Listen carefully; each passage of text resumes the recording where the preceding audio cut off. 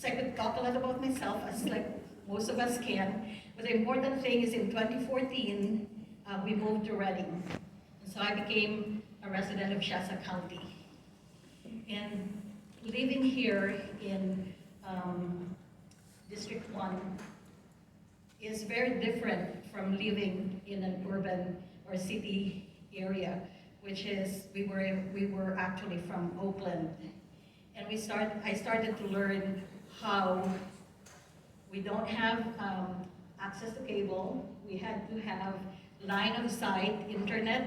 So we went from 100 megabits per second to 6 megabits per second. And then fire, right? Fire is another thing that is a big concern for us. So back in 2018, for the car fire, we had to evacuate, and we had to, we left, our home was like 2 miles away from where the stopping point of the car fire was. And we actually looked at some of the homes that got burned. And so these are the issues that are relevant to us here in District 1 and not as relevant to those in city centers. But there are also common issues that I feel we share with everyone, and that is the healthcare. So that is one of the issues I care about. I care that we should have healthcare for every American. I care that we should have education for all American youth. I care that we should have seniors who should not be worried about their Social Security. I care, and that is why I'm running. Thank you. Thank you, Lisa.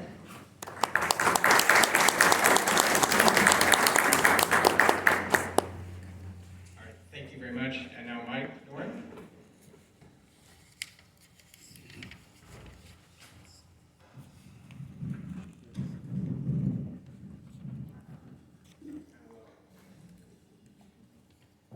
Good evening, everyone. My name is Mike Doran, and I'm running for Congress.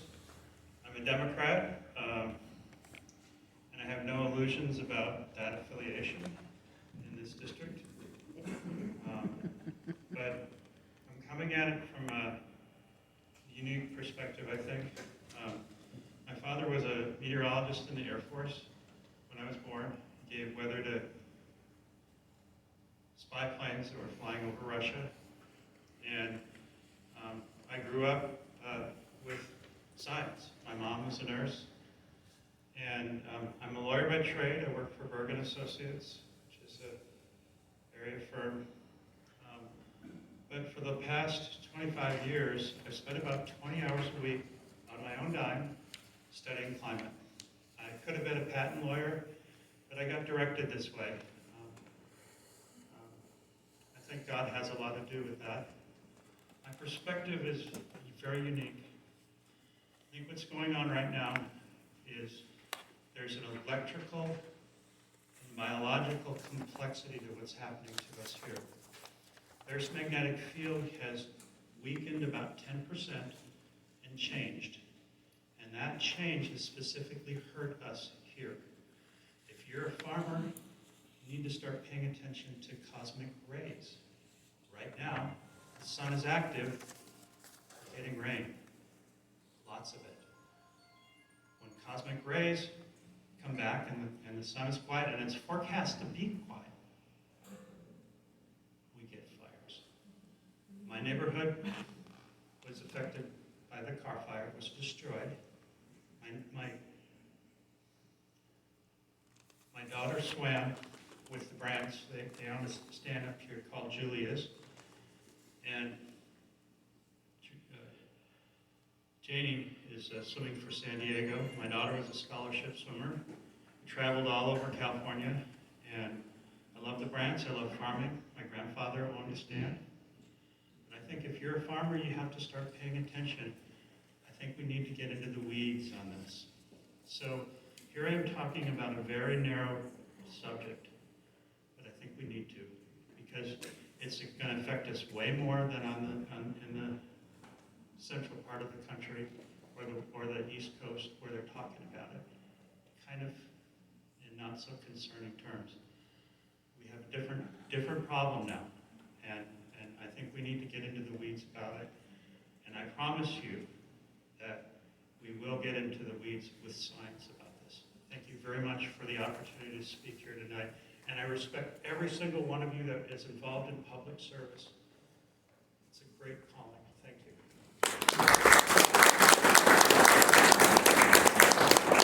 Thank you guys, appreciate it.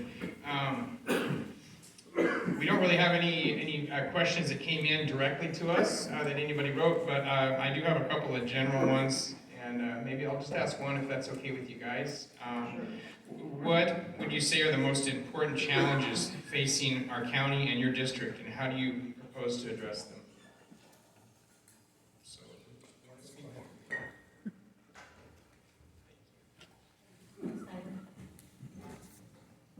So to me, economic inequality is the biggest challenge that is facing our district. 1 out of 7 in District 1 lives below the poverty line. That is unacceptable. As a member of Congress, I will make sure that we pass laws and we pass a budget that addresses those issues. I think the farming community, within the farming community, you have that economic imbalance as well, where we have the big agricultural farmers and we have the small family farms. So inequality is a really big issue, and that's one thing that I will fight for, and that I will truly represent you in Congress for that.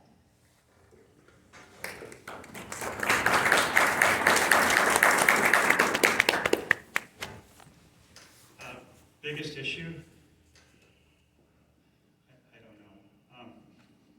When I went down to, as a school board member in the Shasta Union High School District, and basically this is my school now, Enterprise,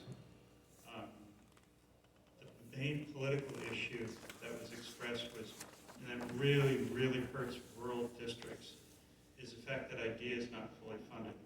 In other words, on the federal level, they require disability for the disabled students, that they have all these different things, but then they don't fund it.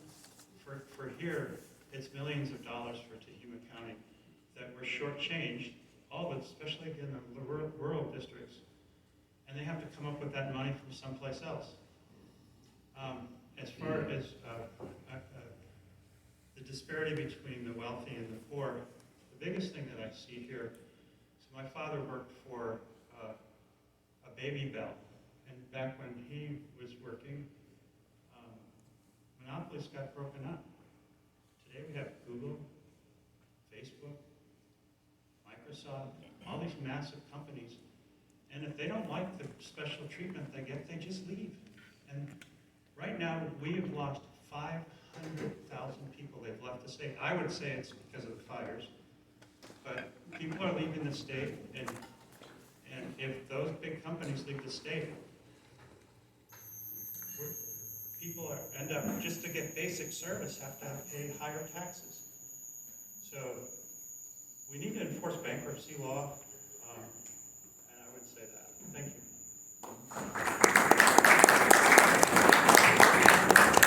I'd like to thank you guys for joining us, and appreciate it. Thank you.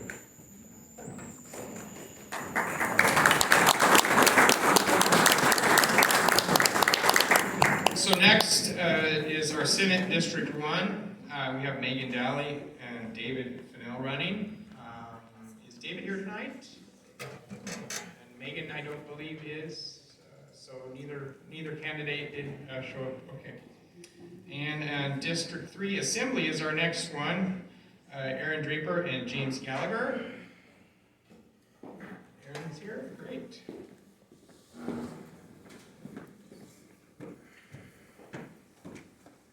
Mike is yours. Okay. I honestly, you guys don't need a mic. I've worked as a professional photographer my whole life, and now I'm a professor and I teach photography. And honestly, I would appreciate it if y'all were photo bugs and love photography, and I could go on for days. Speaking about politics, I think, is a little more difficult. But I'd like to state right off the bat, the fact that you're all here and it's important to you, and we said the Pledge of Allegiance to begin this, I tell you what, that made me feel super patriotic right out the gate. So I am super happy to, give yourselves a round of applause for being here, right? In fact, being out tonight, I think is super important. I was born in Yuba City in this district. I grew up in Marysville, in Oroville, in Chico. The only ties I have to Tehama County is that I worked at the Walmart distribution center as unloader, slinging 340 cases of freight an hour. And I actually think it's gone up since then, the quota, but that was literally the job I had during college. Some of the problems I see happened on the way here. PG&E was shut off at my house. We couldn't do a single thing. We had a backup generator, thank goodness. But our electrical thing went down for the entire west side of Chico. It didn't come back up for like 24 hours. They're still working on some. That to me is, I don't know. I think the Public Utilities Commission needs to be investigated. I think whoever is putting these people on these boards, I hate to throw shade on people at the Capitol, but something's got to be done, because I feel like that there's a little bit going on there that we don't know about. On the way here, I hit tons of potholes. I don't know what's wrong with our infrastructure, but there are holes everywhere in every road around here in our district. Where are our tax dollars going, and why aren't they fixing our infrastructure? Why aren't they being used here locally?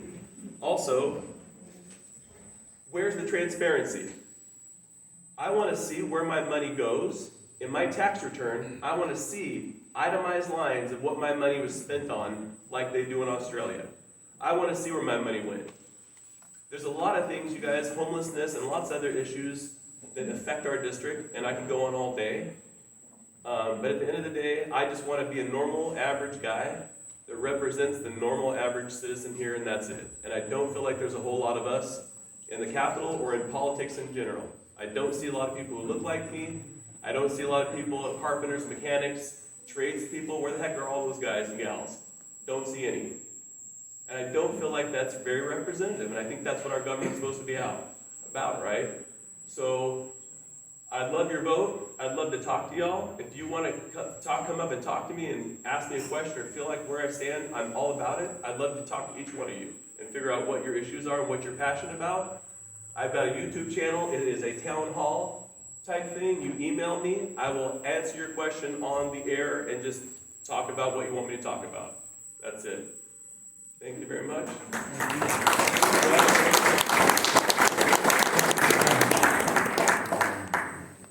Thank you. Okay. All right. Well, now it's time for our supervisors. I think we're just going to go down the line, if that's okay. We're going to start with District 1. We have Rob Burrows and Chris Dyers here.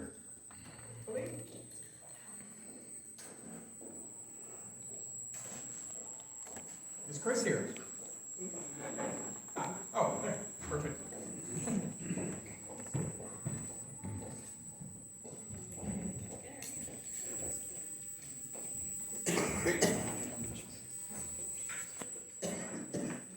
So, and then when it comes to question time, we're going to draw cards. I've got numbers 1 and 2, and I'm going to have you draw a card, and that'll be the order we answer the questions in that on that round. That way it's fair, and we'll switch to the other one for the answer first on the next one, just to keep it kind of fair.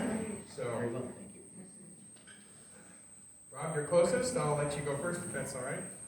Good evening. My name is Rob Burrows. I live here off of Bowman Road in Cottonwood. Been a citizen in our community for 38 years, since 1988. I spent 23 years in the United States Navy, serving in the Navy Seabees Construction Battalion.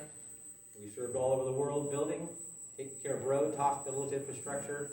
I did 2 combat tours in Iraq. I was there when we crossed the border from Kuwait into Iraq in 2003 after 9/11. And then I went back in 2006 and 2007, and we ran convoys out of Fallujah. And we ran 177 combat missions out of Fallujah across the Al-Anbar province with the 1st Marine Expeditionary Force. I was a convoy commander. I ran 25 men, 7 gun trucks, and all of our convoys were at night.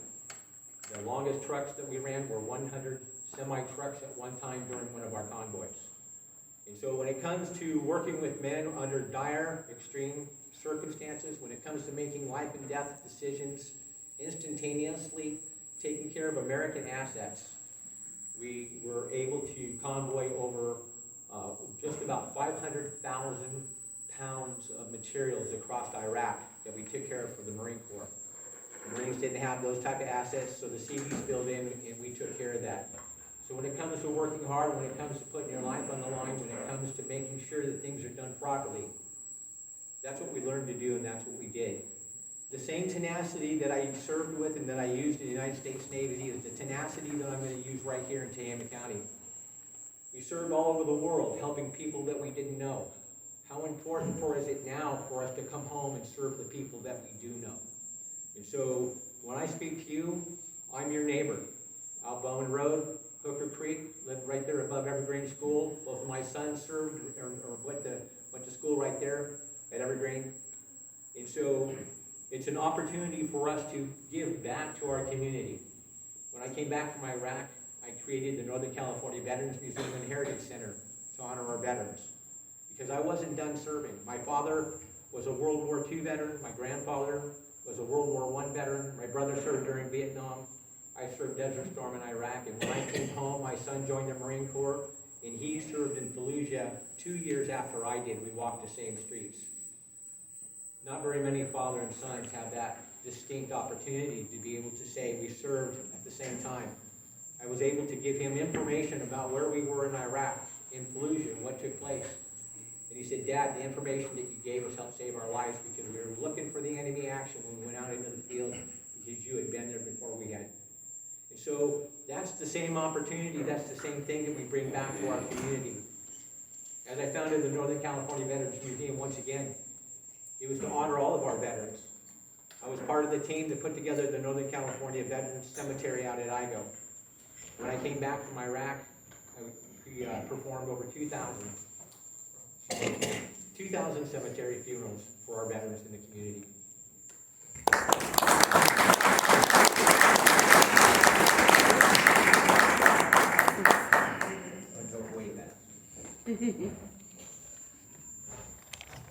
Good evening, everybody.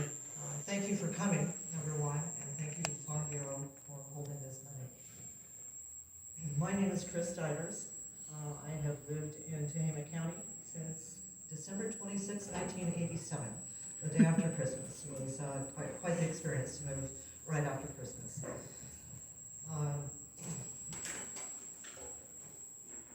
My professional life here has been in the title and escrow business all of the years I've been here, with the exception of being in the mortgage industry for about 4 years. I want to say that I am extraordinarily lucky to have been elected to the Red Bluff City Council in 2018 and again in 2022. And I was honored by my peers to be mayor of the city for 3 years in a row. I currently serve as mayor pro tem. And I have to tell you that actually serving in an office, as a number of people here tonight can confirm, it's a learning experience. So I'm not going to be one that tells you I'm doing this, I'm doing that, because the most important thing is collaboration. Building relationships, listening to the people that we are elected to serve. I'm not a very flashy candidate. I just like to talk to people.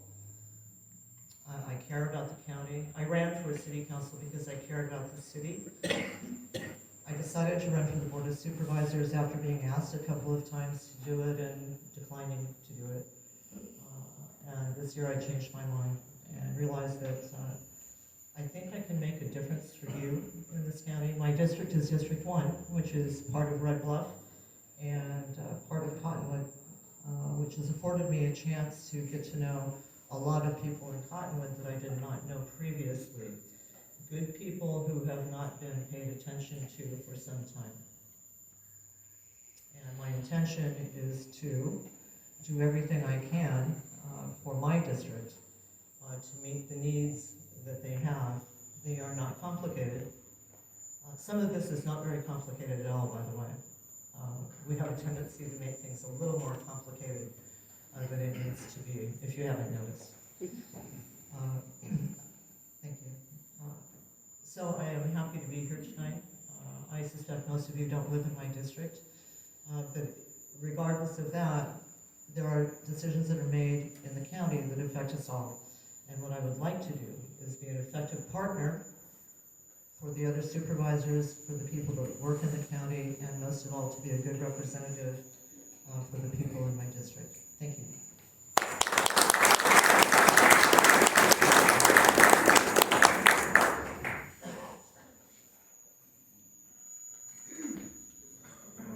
Okay. Okay. So, questions from the audience here?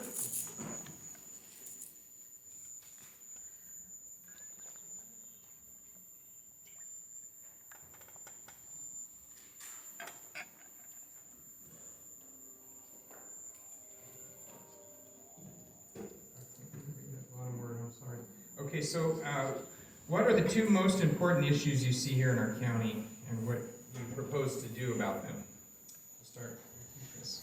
Both of you will answer the question. Can I say more than two? I think the economic status of this county is at a critical point. We cannot continue to basically have flatline revenue and expect that we're going to be able to do, somebody mentioned roads, expect that we can do even the basics of what I think government should be doing for the people that live here. It's not possible. We need to generate more income in this county, which requires us to think about the kind of businesses, industry that we would like to attract, which does not need to take away at all from agriculture. We need to be realistic about what our employment base is like, what kind of businesses we need here, that not only will increase our revenue, but maybe keep our kids here as well. I know too many people who have their kids move out of the area and never to come back because they do not have the employment opportunities that they're looking for. Economics is huge. But I do want to say this, we have a tendency to compartmentalize all issues, right? As opposed to looking at them somewhat holistically. Because one thing that affects another affects another affects another. So economics affects public safety. I think public safety is one of my prime issues, not only for the county, but for the city as well. If we don't have public safety, quite frankly, a lot of the other things that we do don't matter. So I want you to know that for me, public safety is a priority. The economic circumstances in this county needs to be fixed. Needs to start being worked on immediately. Last issue, which I won't have too much time to talk about, is the homeless issue, and I hope it comes out. Thank you.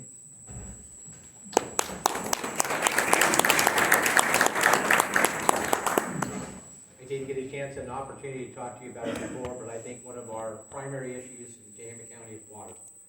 We have a well situation, we have a groundwater situation, we have a runoff water situation. Currently, if you were to take one of the papers I have back there on there, it shows that currently I'm serving with the California Regional Water Board on the SAFER Committee. The SAFER Committee is an advisory group to the State of California Water Board about what we're doing with our water in our communities. My particular position is a volunteer for wells in Northern California. I have a well at the Veterans Museum where we have a well in Shasta County, and I have a well at my home where we have water in Tehama County. And so every year we have, every single one of us, if you don't live in the city on a municipal water situation, we look at our wells, we watch what's going on, we watch the rain, we watch how the summer comes in and how things dry up, and we ask ourselves, is our water going to last us this year? How far are we going to be able to make it? And so as we move forward, I think that we really need to make sure that we're continually watching what's going on with our aquifers and the water that's coming into our community. We always know that there's only a certain amount of water that comes to us, and we have to figure out how we can make that water last. When you look at the state of California, what they're looking at right now, the state of California, all they do is they say, we're in a drought, we're in a drought, we're in a drought. They don't stop and look at the last 2 years where we have come back up to those water levels because they have an agenda, and their agenda is to create chaos by saying we're in a drought. That way they have control. So one of the big things right now is they're trying to control our wells with a fee. And so Tehama County's had to step forward and say, hey, we've been mandated to ask questions about our wells. It's not Tehama County, it's the state of California. The state of California wants to control all water assets, including a meter on your well. And so we, as citizens in our community, need to make sure that we work with flood control and water control to make sure that we safeguard our water in our communities. Without the water, we don't have livelihood, and without the water, we don't have our businesses, our agriculture, our property that we've spent time on along with our livestock. Thank you.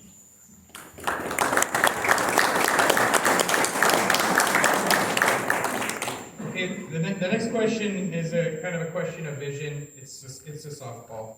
Where do you see Tehama County 2, 5, or 10 years from now? What's your vision of Tehama County?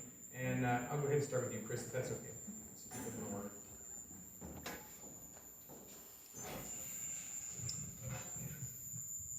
I think that's gonna depend on who we have making some decisions.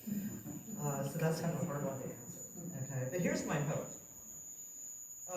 Not only do I hope that we are a more prosperous county and a safer county, but I am hoping, because I firmly believe this, that whoever holds a position on the Board of Supervisors, City Councils, what have you, has laid a groundwork for people that come after us, because we're not always going to be here. And one of the things that, for me, I see frequently as a disconnect. We need to stop being disconnected and realize that we're here to not only deal with today's problems, but to set a future for our children, right? This is not just about us today. This is about the future. And in 10 years from now, I would like to see, we know the water issues will probably continue in this county, but I hope that we will be able to set a path forward for people where they can prosper, where our kids can stay here and live where they're born, around their family, around their friends, be financially in a good situation. And most of all, what I hope for all of us, and it's up to the leaders of this county and of this city, is that we are a more civil, more polite, more kind community than we've ever been. It is disturbing to me to see what's happened in the last few years. Because if we have that respect for each other, there is nothing that we can't accomplish. Even if we disagree with each other sometimes. It's okay to disagree, but it's not okay to be vilifying people, rude, unkind. That's what I hope for the future.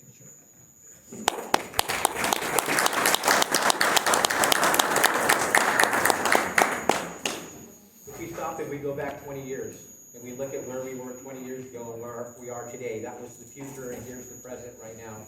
So I would have to go back and look at both of my sons and say, okay, 20 years ago, my sons were still in junior school, and they were prepared to come into the community and serve, and then what are they today? Which direction did they go? So one served in the Marine Corps, and he served, and then he went to Montana because he likes his firearms. My other son, he served in the community as an individual in the community. He did not serve in the military, and he went to school. He learned things that were going on. He learned a trade. Right now, he's doing forestry work, and he lives in Lake California. And so one son stayed and one son moved away, two different situations. But the whole idea is, where were they at that time? How was the community? In the 80s, we were in a bad situation in our economy across the whole United States. But we hung in there, and we're here today because we survived through that time frame, and now we're moving forward. So if we look at the last 20 years and we say, okay, this is where we're at today, and we're going to move forward, how do we look at where our young people are going to be moving forward? Most of the young people we see today, when we see what's going on, this is all we see. This is everything. They don't have a skill. They don't have any skill set. They don't have any desire to have a skill or a job. In fact, there's no reason to work when you're making $18 an hour at a hamburger joint. There's no skills whatsoever. So what I think that's really important as we continue to move forward with our educational process is that we find a better way to make sure that our youth have better education and they're trained for that future. Yes, we all need to know we're going to have to be able to work with computers and that type of electronics and AI. But we are losing the individuals, especially in the farming communities and ranch communities like we have here in Tehama County. They need to know how to be able to drive a rig. They need to know how to work on equipment. They need to be able to have the skill to be able to move forward. They need to know that ag asset. They need to be able to get their hands dirty. CB's, Construction Battalion, hands dirty. And so that's what I'd like to make sure is we have those opportunities.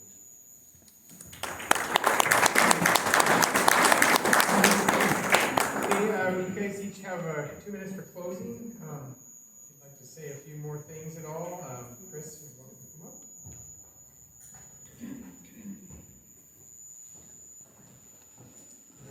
Actually, I could talk all night, but nobody probably wants to hear me talk all night. I'm just going to take the 2 minutes to just mention 2 things, okay? Aside from voting for candidates, there is a proposition on the ballot this year, Prop 1. It has to do with borrowing $6.4 billion for mental health services, expansion of housing for certain populations, and also drug and alcohol problems, and building more care facilities for people who need mental health services. I would ask you to please look at that proposition. It is lengthy. It's hard to understand. If you read in the voter's guide the arguments, pro and con, it probably doesn't give you a real good feel. It's a very, very, very important proposition. If you just Google it, you can find maybe more information than you necessarily want on it, but some of it's very clear, that makes it very clear, the pros and cons of that proposition. Please think about that. Secondly, I want to mention that it is my understanding, and I wish Megan Dolly was here tonight, that the legislature, how many people remember Prop 47? Remember what it was, 14 years ago? Okay. It happened to redefine or reclassify some thefts, drug use, so forth and so on, from felonies to misdemeanors in an effort to get rid of or eliminate some of the population in jails, and I think we've seen kind of the results of that. It is my understanding that the legislature is working on changing that, toughening it up. I just want to mention that because I think it's critical. If you are those who like to communicate with your state senator or representative, please encourage them to do so. Thanks everybody again for coming tonight.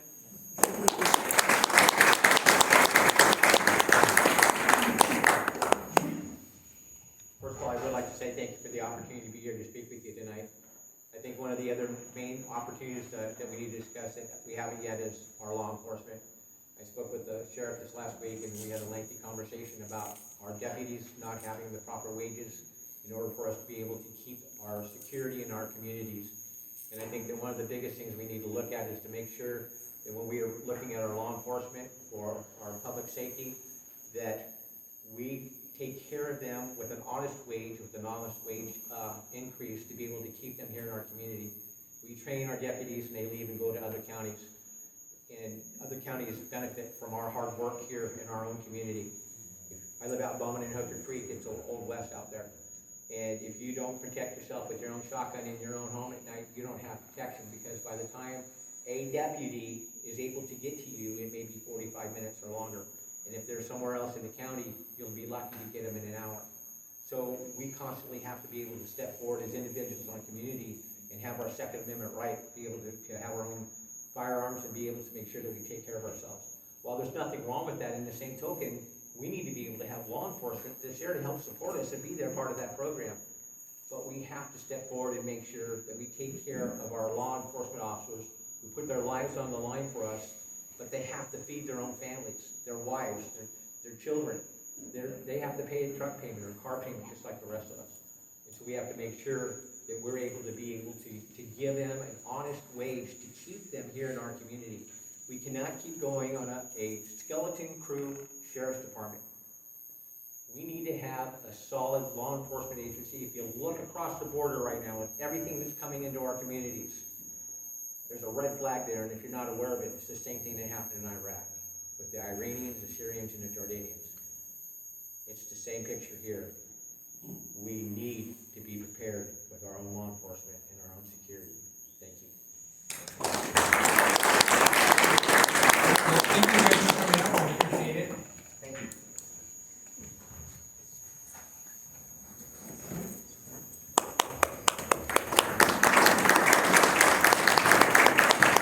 Okay, working our way down the list, the next one is District 2 Supervisors, Tom Walker, Jonna Jones, and Candy Carlson. If you guys could come up to the hot seats.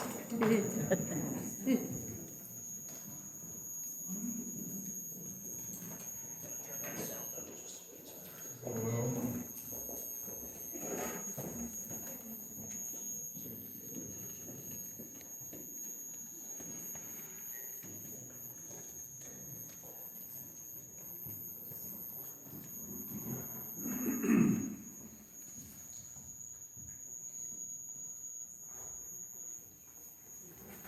Okay, to be fair, I will take the middle person. What numbers are we? 2 and 3, right down the line. Okay, well, that makes good. Okay, yeah, I get it for the next two. Okay, well, that was easy then. So, I will invite up Jonna first.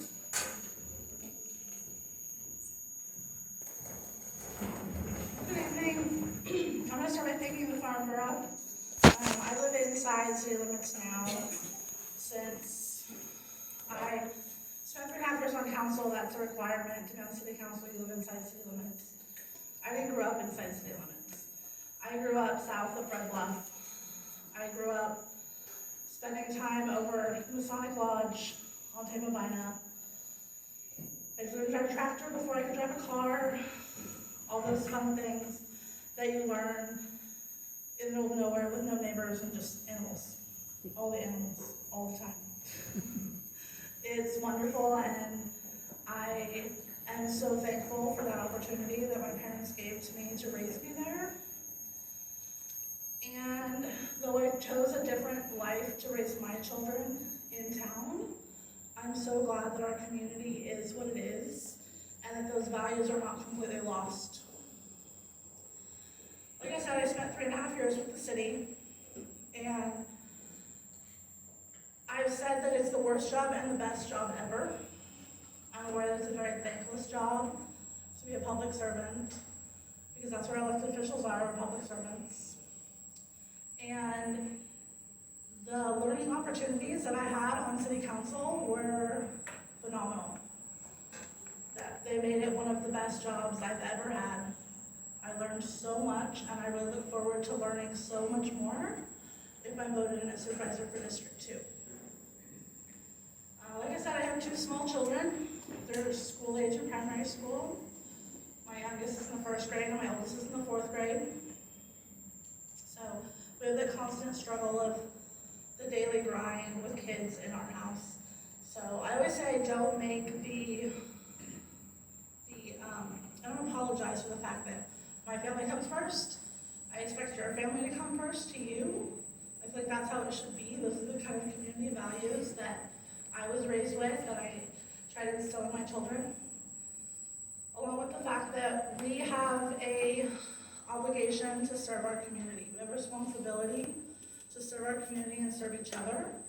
And I have the rare opportunity to serve as an elected official full-time, other than my children, of course.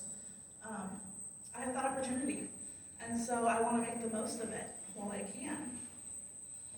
So I look forward to hearing all of the things that you want from an elected official. I look forward to answering any of your questions, and I will turn it over to Ms. Carlson. Thank you.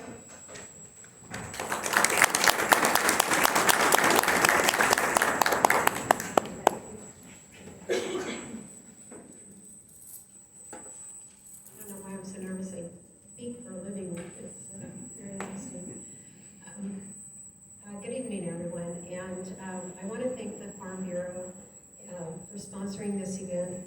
And I'm sorry my voice isn't very loud tonight, but I also want to thank all the volunteers and staff who are making it happen.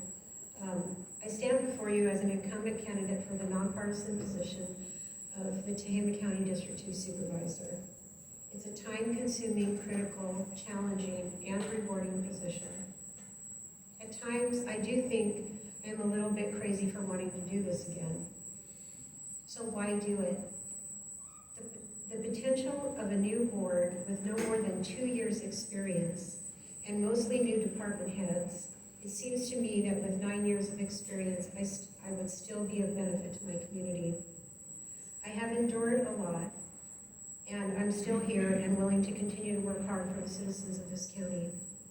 I'm proud of the strong support I continue to receive across the political spectrum. I'm especially thankful for the endorsements and comments of support from citizens who have been paying attention. Now, how do you summarize more than 40 years of relevant experience in 35 seconds? Bear with me. In addition to my service on the Board of Supervisors, serving on no less than 20 different committees, commissions, councils, and boards, I hold certificates for CSAC Institute of Excellence and the Fellowship Program. Served 3 years as the Rural Chair for the CSAC Women's Leadership Forum, Vice Chair of the CSAC Health and Human Services Committee, Delegate on CSAC Board of Directors and CSAC Government and Finance Committee, Delegate for NACO Board of Directors, and invited as a committee lead on several subcommittees at the NACO level. Locally held town hall meetings every month for the last 9 years except for November and December. Hold degrees in business and psychology. I'm a homeowner in the Red Bank district. I have 2 grown children and 3 grandchildren. I'm an Air Force veteran, managed a shooting range, served as a union representative, was a successful business owner, helped many small businesses get started, was a 4-H member, served 22 years as a Red Cross volunteer, an officer and board member of Tehama Together in United Way of Northern California, co-founded the Tehama County Veterans Collaborative, Home Again Canines for Veterans, and as a volunteer, you'll see me training dogs nearly every Saturday, and so much more. As you can see, community service has been important throughout my life. I have the passion and dedication to serve as your District 2 Supervisor. I hope to be elected in March, and I look forward to your questions tonight. Thank you for your time.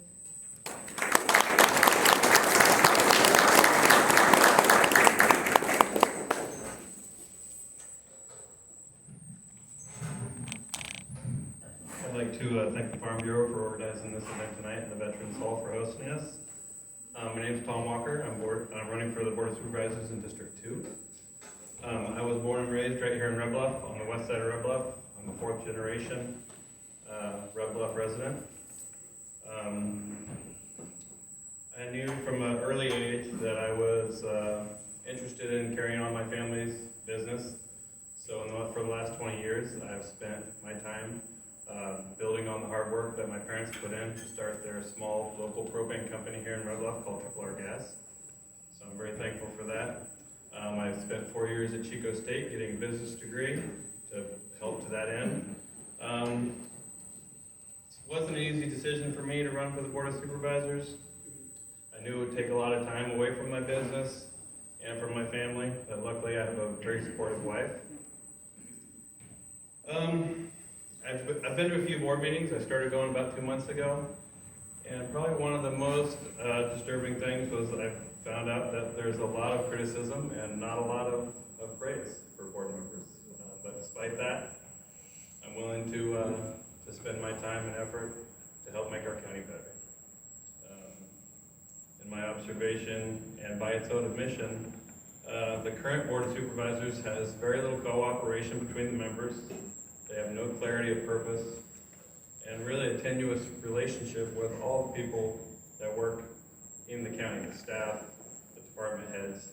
I've met with a lot of the department heads, and I really felt a lot of frustration from them when it came to working with the board. So those are some of the things I'd like to change. Some of the problems I'd like to remedy. There's a lot of problems with employee retention in the county. Obviously, everyone knows that the roads need repaired. You know, if you traveled any distance to come here tonight, you already know that. Public safety, like some of the District 1 candidates talked about, is a big deal. I hear that a lot. I'm out in the community every day during my job, and that's what everybody asks me about. Is, you know, why does the Board of Supervisors not pay the deputy sheriffs what they think they ought to be paid? So that's pretty important to our community, and it's something I'd really like to explore if I'm elected. I'm grateful for all the support I've gotten from my family, my friends, my customers, and the community. Thank you.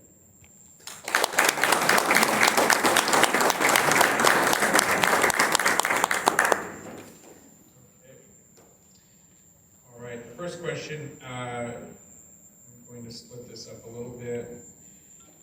Homelessness is on the rise here in rural Tehama County, as we all know. There are more and more people, non-contributing people that are,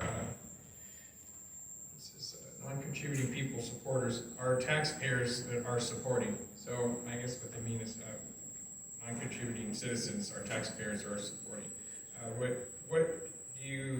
How could you address that problem? So I'll start with you first, John.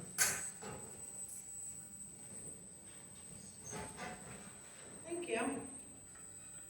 So I'm going to start with some statistics. First of all, I spent the last year as the executive chair for the Continuum of Care. The Continuum of Care manages the grants that are put out by the state to assist and work towards ending homelessness. I'm not going to portray the fallacy that we can end homelessness. It's not going to happen. But what we do need to do is support our community members. We need to have the ability for anybody who wants to better themselves to have pathways to do that.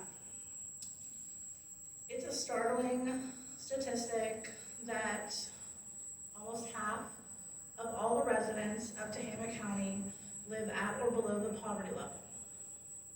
That means that half of all of our citizens qualify for public assistance. They qualify for food stamps, for health care, for all of those things. Working with the Continuum of Care has been eye-opening, it's been challenging, it's been a big learning experience. There are a great majority of people who want housed. During COVID, when the fairgrounds were running as a 24/7 emergency shelter, half of those people participating found permanent housing. They exited to permanent housing. So those are the things that we need to remember. It is possible. The money, as far as that goes, those grant funds, they're going to go somewhere. If we don't fight for them to come back to our community, our tax dollars are going somewhere else. So we need to make sure that we continue to fight for those tax dollars the state has already earmarked to go to homelessness, so that we can help our community with that. Thank you.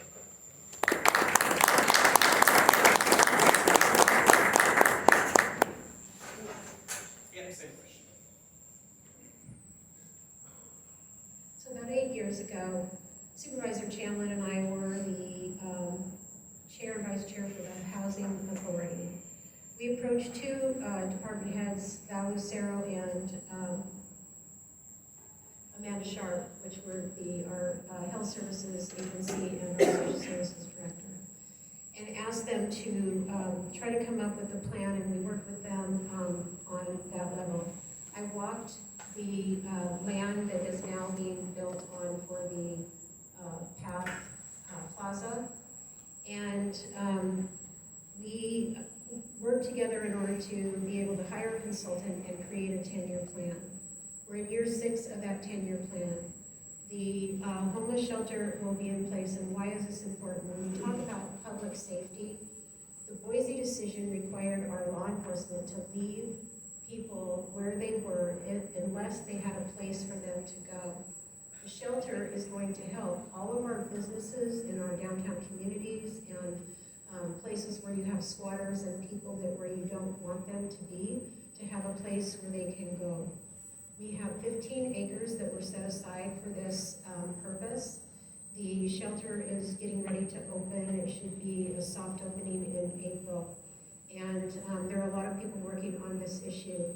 The COC, or the Continuum of Care that Jonah is talking about, has been in place for quite a long time, and this is an issue that's been being worked on for many years coming. There is a lot, we just revised the 10-year plan, and I'm hoping that with that revision, we're going to be able to make a huge dent in some of the issues that are happening out there.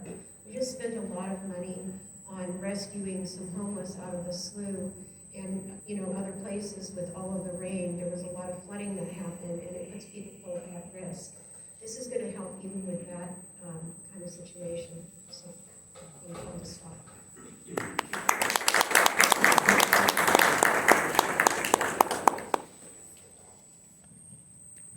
I'm going to expand a little bit on what Candy already said, because some of what she said is my opinion.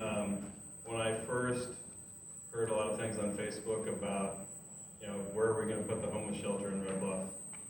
My immediate response was, why do we need a homeless shelter in Red Bluff? But fortunately, being married to an attorney, she informed me that if we don't have a shelter, we cannot stop someone from sleeping in the park, from sleeping right in front of your business, from driving away people from your business. So absolutely the homeless shelter is important. The problem is there's no way we're going to have enough beds for all the people in Tehama County that are homeless. I talked to somebody the other day that works on the railroad, and he said he counted 75 tents just from the railroad tracks from one side of Red Bluff to the other. So we're not going to have beds for all those people. The important part about handling the homeless problem is going to be finding, like Jonah talked about, the people that want to be helped and don't want to be homeless, and separating them from the people that actually want to be homeless. The reason they want to be homeless or choose to be homeless is because they don't want to follow the rules. None of those people are following the rules. So if we have rules at the homeless shelter that they have to follow, and they don't want to follow them, they're not the homeless shelter anymore. But they can't be on the street if we have a homeless shelter and a bed for them. So that's my opinion.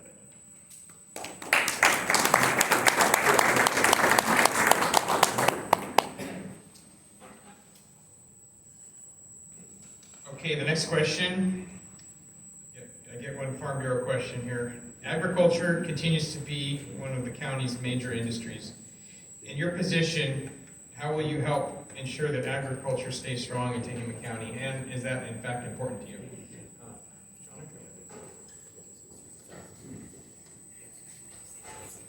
I think it's absolutely essential for our community and for our way of life in our community. Other candidates up here talked a lot about the future, and we can talk about the next 5 or 10 years and what that looks like. But I think that a lot of continuing this culture that we have and farming in our community is going to be supporting our youth and those programs. 4-H, FFA, all of those programs that are essential for the next generation of farmers and ranchers. Excuse me. They're essential, and we have to keep supporting them. I know that, like I said, I'm a better person for growing up here with this community and these values and these organizations. Thank you.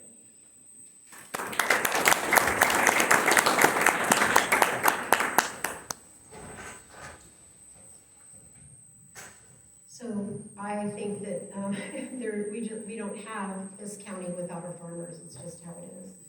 We're an agricultural community, and they are an essential element.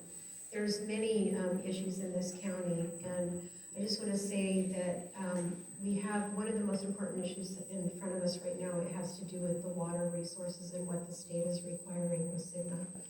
We have been working very hard on this. There are a lot of people who put in a lot of time and effort, and unfortunately there was some negativity around the Groundwater Commission not long ago. I want to say I appreciate every person who served on that commission, regardless of where they came from as far as their point of view. They did 1,600 pages of effort to get that in front of the state, and that's a lot of work. I don't know if any of you have ever worked on a plan like that, but it's very difficult. We're in the process right now. We got a failure in the plan, and we have 180 days to turn that around. We have some very good people working on it again, some of the same people and a few new ones. We have some hydrologists and other people from different points of view that I think are going to add to the plan, and I'm hoping that we're going to have a better product because of it, and this time potentially pass. I don't want metered wells in this community. I don't want to see, us have restrictions on water because the state decided that they were going to step on our desires. What I want to see is for us to do the best we can with the plan. And one of the things that we absolutely have to do is change they're the MTs, so they're the level of water change. And I think that every one of us that does anything to do with irrigation wants to make sure that we can have water for our homes, but also the ability to continue to irrigate. So we need to do whatever it takes in order for us to be able to be sustainable in the future. And I'm looking forward to seeing that happen.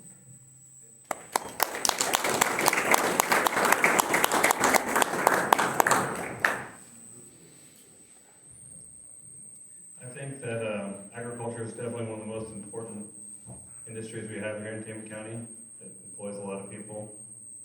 But certainly water is the biggest issue, and it's the one that's brought to the forefront since we recently had a drought. When the issue first came to me, seriously, was when the well registration came out. That was the first phone call I made, was to Justin Jensen, who's Deputy Director of Public Works, and he was the lucky person to have his name sent out on all those forms. So I talked to him, and he told me what he told everybody else was the county has to do it, the state's making us do it. If we don't do it, the state's gonna take it over. Which certainly may be true. And that was my first thought on the subject, was we should keep control of our groundwater. We should have a groundwater commission that is able to make decisions for our own county. But the problem I see is, just from what Candy said, the state rejected their plan. So basically, if your plan isn't the state's plan, they're not going to accept it.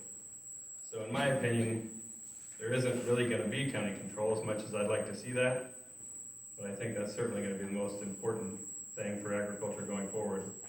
And the fact that most of the supervisors in Tehama County kicked the Farm Bureau off of the Groundwater Commission is a big problem. Those people use water just like everyone else, and they should be on the commission. All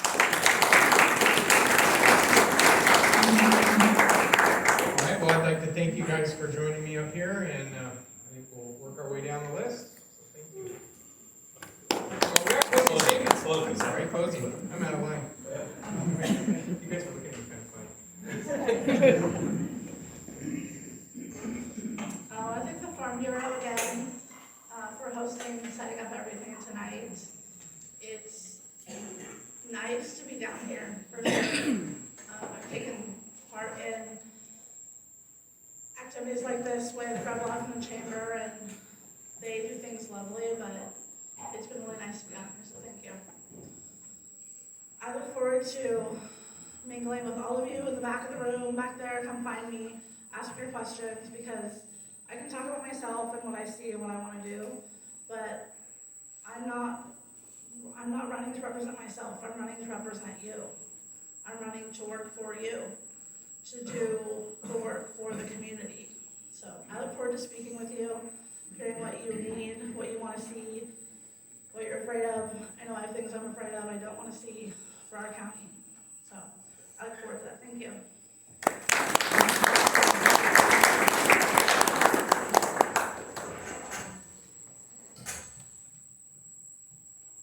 So I want to thank you. Just a few closing thoughts. I appreciate the questions asked tonight, and I thank each one of you for being here, weathering the rain and everything. It's quite commendable. The March ballot has many candidates to choose from. Your choice will impact years to come. I hope I am one of your choices. Serving you is a humbling experience for me. I have always been more comfortable as a listener than a speaker. I never want to be a politician. I'm just a person who wants to serve my community. If re-elected, I will continue to host monthly town hall meetings and do my best to keep you informed. I feel blessed to have the encouragement of so many. Every time you call and trust me with your time, whether it's a complaint or a compliment or just one of your stories, it means a great deal to me. I appreciate every person who has served with me, even when it has been difficult. As a candidate, I respect my opponents and I'm proud to run a clean campaign and hope they will too. The public is best served by electing the person who most fits your desire for leadership and who will prepare for meetings and do the homework. One who has an independent voice. If you believe I have made sound decisions and represented you well, then I hope you will vote for me. Listening to you will continue to be my priority. In closing, thank you for considering my application for this time-consuming, critical, challenging, and rewarding position. In the meantime, my phone number, if you need to reach me, I give this out in almost every event, is 707-578-3803. You can find me almost anywhere just by typing in my name, Google, or it's online for the county. I appreciate your calls. I will take calls from 7 a.m. to 11 p.m. And the only time I don't pick up the phone is if I'm in a meeting or sleeping, I guess. I would be honored to have your vote on March 5th. Farm Bureau members and staff, thank you for what you have done here. And to the rest of you, thank you for your time.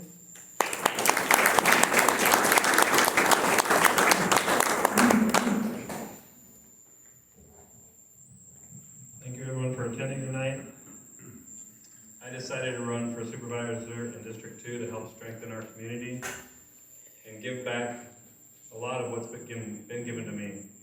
I believe the best thing about Tehama County is the beauty of our surroundings and the amazing people that call it home.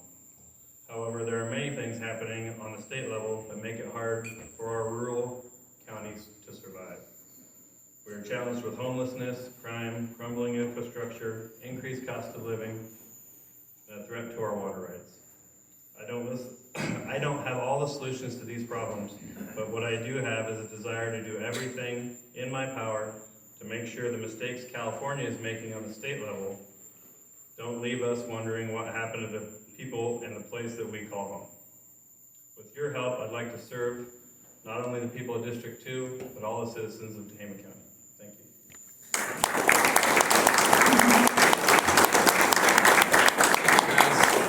I apologize for getting out of order there. Okay, last but not finally least, District 5, we have John Leach, Greg Jones, and Sharon Novak.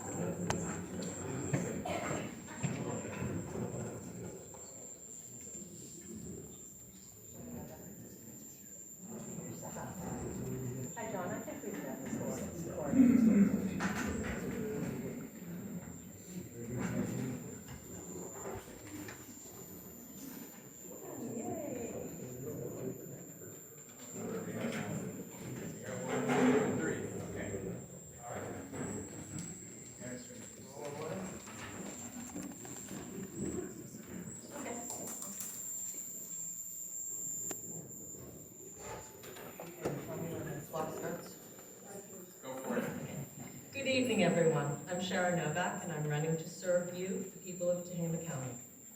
For over 5 decades, I've dedicated myself to serving community, from literacy programs to youth mentoring. I've also done conflict resolution and dealt with our furry friends, animals. Today, I stand before you, fueled by the same spirit of service to tackle the challenges that we face together. Our beautiful Tehama County is at a crossroads. The Corling, as you know, the Corning-Orland Water Basin, the lifeblood of our community, is under threat. Our farmers, our families, and our future depends on our sustainable water management. I pledge to work tirelessly with residents, local farmers, state officials, and environmental experts to develop comprehensive strategies that ensure our water is preserved and utilized efficiently. Our prosperity depends on our ability to innovate and adapt. Together, we can safeguard this precious resource for generations to come. Public safety and support of our first responders, law enforcement, fire service, and medical personnel are paramount. The well-being of our community is my top priority. I am committed to ensuring that all of our first responders are adequately funded, not just to respond to emergencies, but also to prevent them. By fostering collaboration between first responders, community organizations, and every one of you, we can build a safer, more resilient Tehama County, a community where every resident feels protected and empowered. Fiscal responsibility and transparency are the cornerstones of my campaign. Every dollar spent should reflect our community's values and needs. I promise to scrutinize our budget with the same dedication I've applied to every important role I've undertaken. We can ensure that our funds are invested wisely, supporting essential services and fostering economic growth. I will champion openness in our government, ensuring that you, the community, are informed and have the option to be involved in every decision that affects our lives. In every role I've embraced, from mediating conflicts to organizing fundraisers, the lessons have been clear. Collaboration, dedication, and transparency lead to success. I'm ready to bring these values to the forefront of Tehama County's future. I'm not just asking for your vote. I'm asking you to join me on this journey. Together, we can address our water challenges, enhance public safety, and ensure that our community thrives through responsible governance. Let's make Tehama County a place of sustainability, safety, and shared prosperity. You can find out more about me at Sharon for Tehama. Thank you very much.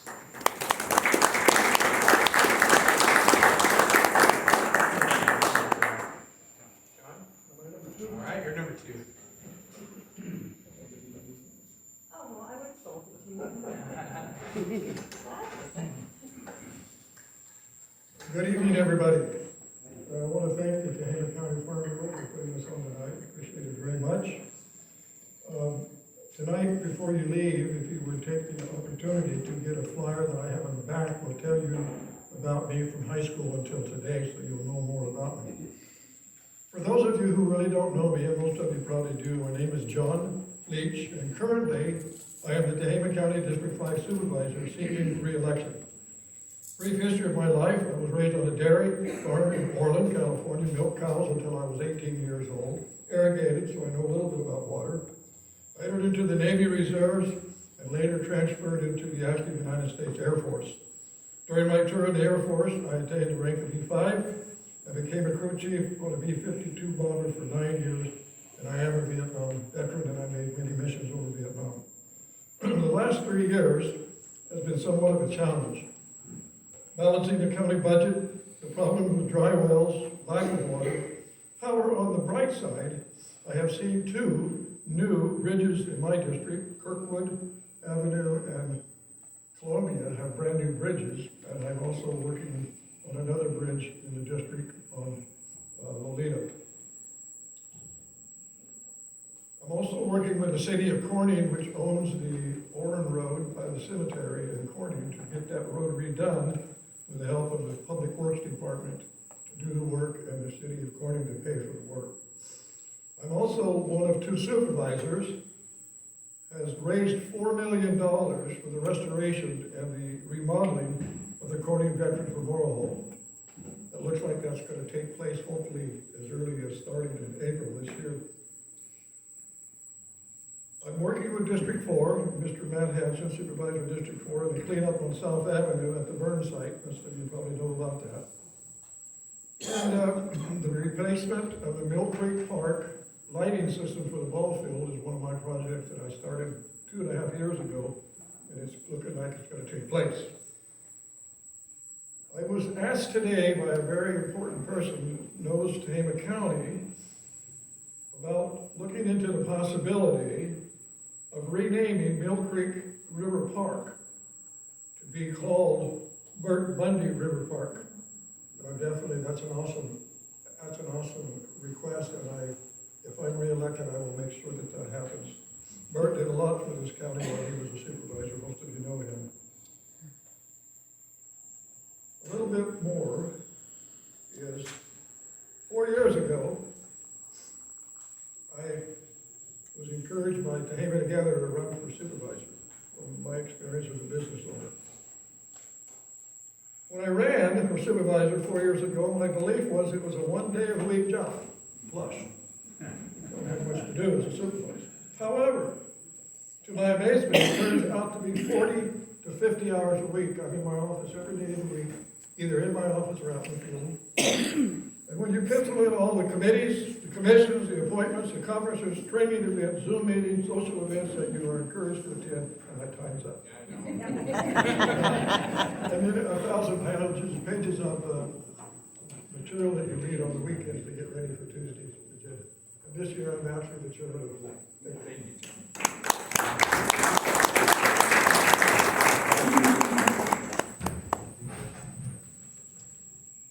I am a member of Farm Bureau, so I thought I would see more familiar faces.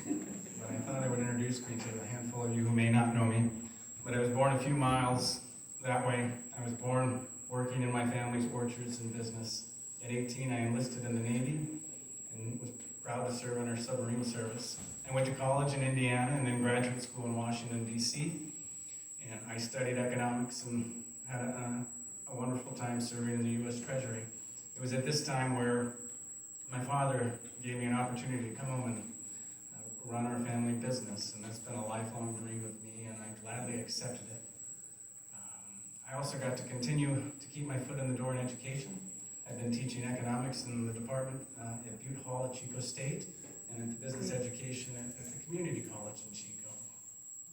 My wife and I have 3 kids, and we're very proud to raise them in this community. Like many of you, when you start to look at state or federal issues, it's very easy to give into apathy about the state or the trajectory of our country. And I think both of us think that the best way to combat that is to look inward, to volunteer in your communities, to try to make a difference in one person, whether it's a young person or somebody who's an adult who's lost hope or given into despair. And I think our family reflects that, whether it's my wife serving on the school board, both of us participating in the community club and being very proud of the resources we've given to children to pursue their dreams. We're active in our high school. And so it was about 2 or 3 months ago that a handful of our neighbors, our citizens, impressed upon me that it might be a good opportunity to run and take advantage of this opportunity. And I'm very happy and enthusiastic to be an active member and participate in our local government. If I'm asking for your support, I suppose I should tell you a little bit about what I believe. And it may sound strange, but I think I have libertarian tendencies with progressive leanings. And I think what I mean by that is I'm generally a firm believer in equality of opportunity, equality under the law, a public safety of making the family the primary unit of our communities. I have progressive leanings because I genuinely believe that poverty is the issue of our age. Most of us are going to discuss things like public safety or public health, low human capital development, and so on. And if you can address poverty effectively, there are so many positive externalities associated with that. And the finite resources that we have could go a little bit further in providing the outcomes that we want. When it comes to my positions on the county, I do believe in public safety. I moved home because I like the character and composition of our county. It's rural, it's open, and so on. But we might have to understand that to keep it that way, that we should consider other ways in funding the things that are essential to us all. Thank you.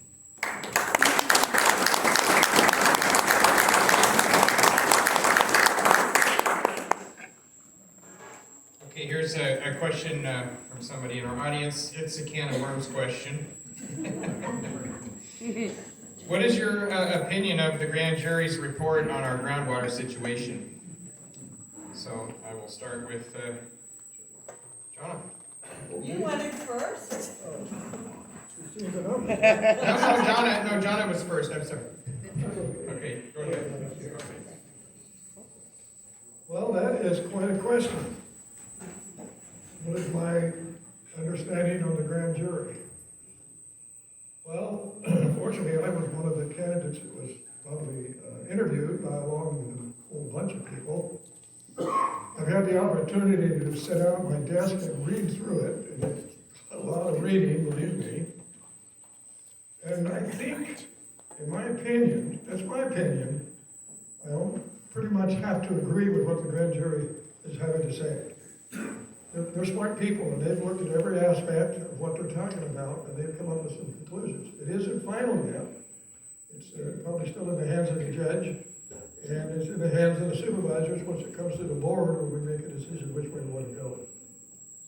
But I think they have hit a lot of bases that needed to be hit, and we'll just have to see how it plays out. Thank you.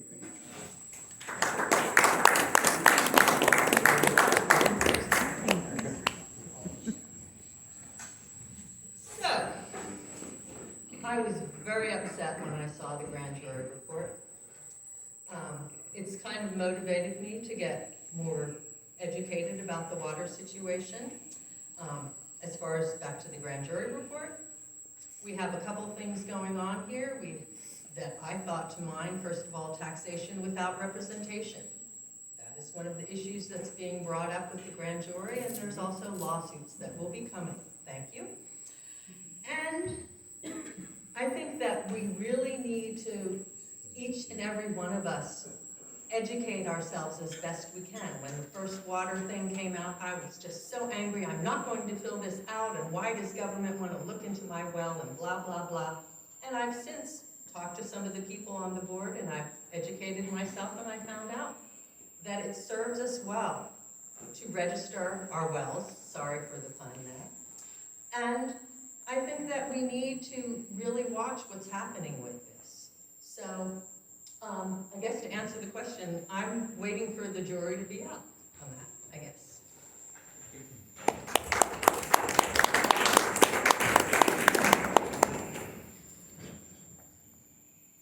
Well, we'll see what the conclusions of the grand jury are.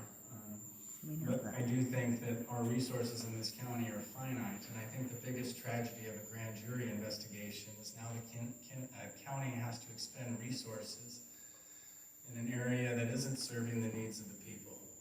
And this is where I think effective government and understanding the laws and what is legal, and we do need to implement sustainable groundwater management in an effective way, but it needs to be a legal way. And so if you're asking my opinion of the grand jury, I just wish that it wasn't so, because we're going to be in court spending resources instead of spending them on the outcomes that you want.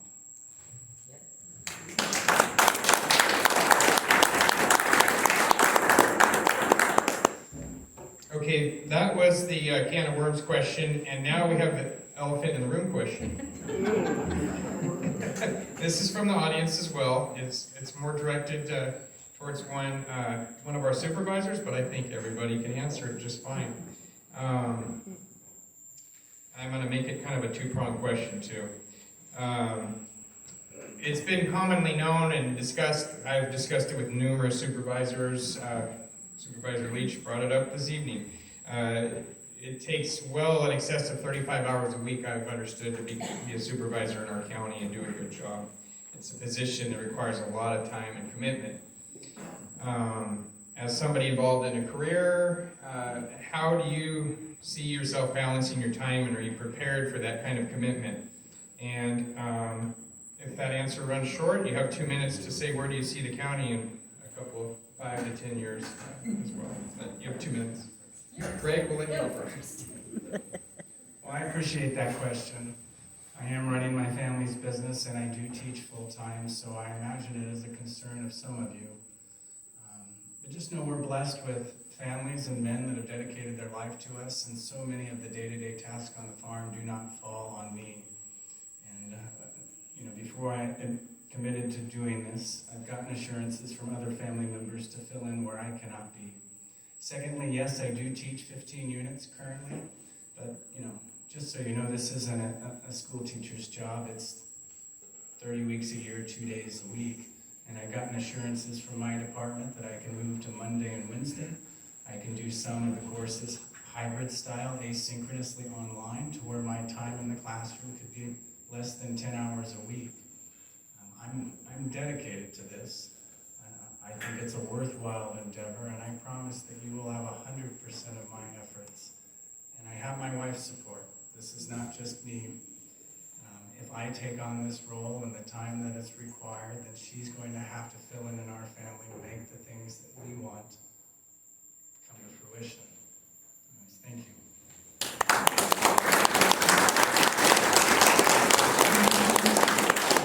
Go down the mic. Go ahead, Sharon. Hi. So, I am a wife.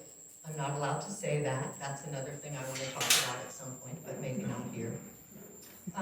So, I'm going to school learning to be a Pilates instructor, so if anyone wants to hit me up for free Pilates, you can find my name on Sharon and number, sharonfortehama.com. So I have the time for this, and I also have a spouse, and I say, hey for marriage, it's great. And he supports me, and he also supports me technologically. So I see that there's a lot of things that we can do with this county that I'd like to see in the future, where we're utilizing the technology for the people instead of the people serving the technology. As far as the future of the county, I believe that people can do things on their own. I think that I want to inspire you all that if there's something that bothers you, do something about it and think beyond the box. For example, in the county, I don't know if any of you have noticed, when I moved here 20 years ago, we had an incredible cat problem. Did anybody ever notice cats around? Well, we had a big meeting like this, the county that is to say, and they said that you can shoot them and other horrible things that upset me. So what I did was I thought about it, I looked at what people have done, and I partnered with Second Chance Pet Rescue, which was under Debbie Eaglebarger at the time. Maybe some of you know her. And what we did was we made a low-cost spay-neuter program. I had looked at what had been done before with Maddie's, which gave low-cost spay-neutering, but they just paid for it. And they burned $500,000 in less than 5 years for spay-neuter. So what I did was I did co-payments, and I made it so that anyone could come to me. I had no bureaucracy. So people would call me, I would set them up for appointments, and they would co-pay. So I helped probably in 7 years over 300 people, and we did probably over 2,000 cats. That's a lot of cats, and if you extrapolate the numbers, we're talking tens of thousands of cats. So anyway, my point is that there's things that you can do. You don't have to follow what everyone else has done. And I believe that each and every one of you has the potential to do something that's great, and you can have fun doing it. There's no rules, are there, that we can't have fun? Not yet, okay. I'm off. Thank you.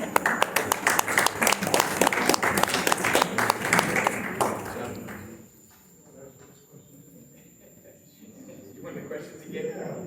To make sure that I have them right. Well, the biggest thing was the question. I'll paraphrase it. The time involved in serving a first supervisor. Are you prepared? And you're aware. Obviously, you're aware of it. And the second thing, if you don't want to get into that too deep, is where do you see the county in 2 to 5 to 10 years? Okay. Well, first of all, I'm retired, so I have plenty of time. Many times you'll see my car at the administration building on a Saturday afternoon or a Saturday night or a Sunday, because I'm spending time in my office reading. The backup pages can be as many as 1,000 pages, preparing for the agenda on Tuesday when we have our meetings. This last meeting, now I'm the chairman of the board, which is creating more problems with me, is the fact that we were in business from 9 a.m. until 5 p.m. And I was at the office at 7 a.m. in the morning. So there's a lot of time involved. That's enough on that. If you want to be a supervisor, you're going to have to put in the time. That's that simple. If you're gonna do the county right, you gotta put the time in, you gotta know what's going on. I have a great response for Public Works, and I've been the chairman of that meeting for the last, well, I've been in that meeting for the last 4 years. I've been the chair of the last 2 years. So, but anyway, where do I see the county going? I've had the opportunity to know most of the water board commissioners. I have one in my district, David Lester. I've known him since he was young. And I respect the agriculture farmers. We have a problem right now with water. We have a problem with, as you read in the grand jury, about the well registration, which I think needs to be a seriously thing taken a look at. And I don't know that the information that we're getting back is totally correct. But I rely on a lot of people like Hal Crane, for instance. Hal's on the board. I know some of the Farmers Farm Bureau people, and I listen to them. In order for me to make a right vote, I have to have the information. I'm not an expert in water. My mind is going many other different directions in the daytime. But I do sit in on their meetings, I listen to them, try to understand where they're going with water. If we don't keep agriculture alive in Tehama County, we will lose Tehama County. That's what Tehama County is. It's agriculture. That's how it was built. Either orchards, farms, cattle, sheep. There used to be a lot of sheep around. But anyway, I know my time's up, so I'm gonna have to give it up. So anyway, that's where I stand.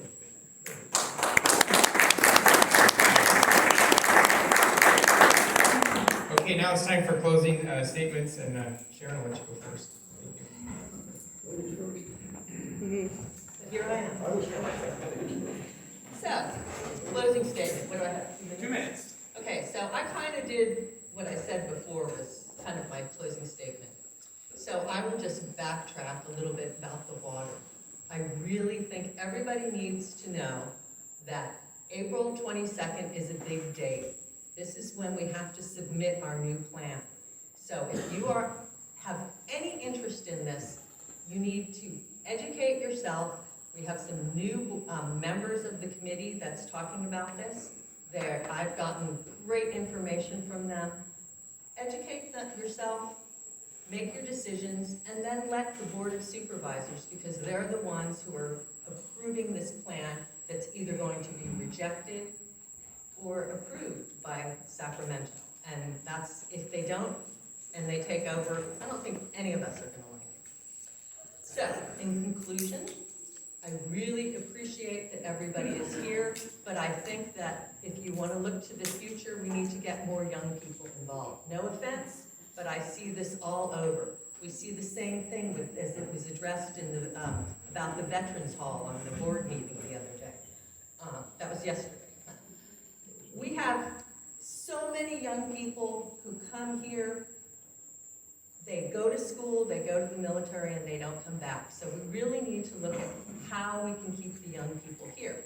Part of that, I believe, is having interesting work, not just money, but yeah, it should be high-paying money. And we also have to have more community. So I think that we can deal with these problems. That's always been our family motto, we'll deal. But we need to open our hearts. We need to make our brains work a little bit. And we need to stop blaming people, and we need to look at what we personally can do as individuals to increase the situation, to make things better. Thank you.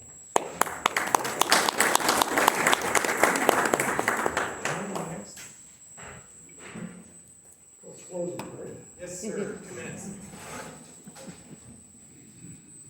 Well, in order for me to close, I would hope that every one of you here tonight would take the opportunity to take one of my flyers to understand more about me from when I was a child in high school till I raised a multi-million-dollar corporation in the little town of Corning, and my experience with churches, the pastors, et cetera, et cetera.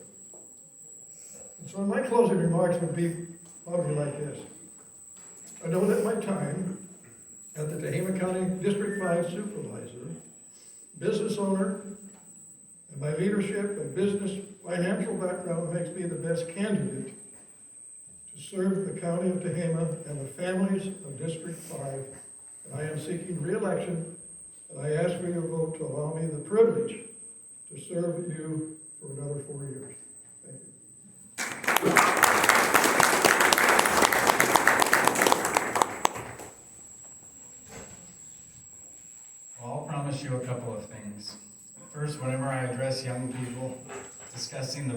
of a policy, of an issue, of a rule or regulation, I use Thomas Rawls' veil of ignorance. What if you could evaluate a policy if you did not know your station, whether you were man or woman, strong or weak, sick or infirm, and so on? If you think that that policy is just regardless of where you find yourself in society, that should be the basis of whether or not you approve of something. 2, civility. I think I'm very unique. I am very proud to be a farmer. It is my identity. And I get along with ranchers too.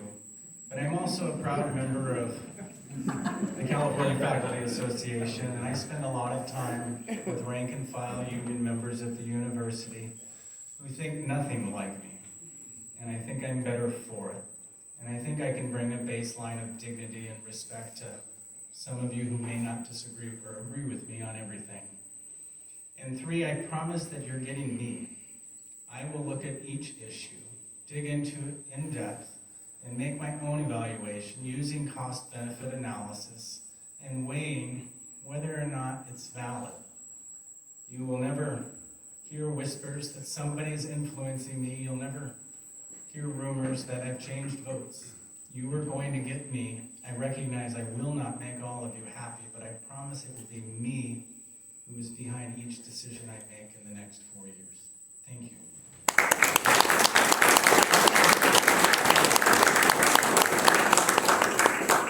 Okay, well, I'd like to thank you guys for coming out. Yes. I'd like to thank everybody in this entire room for coming. What a great process we have here, and everybody's engaged in our local politics and our state politics. We appreciate that. So with that, our candidates were all going to be in the back and around here. I'm sure at their tables they've set up. So be sure to ask them some more questions privately if you'd like to. Thank you.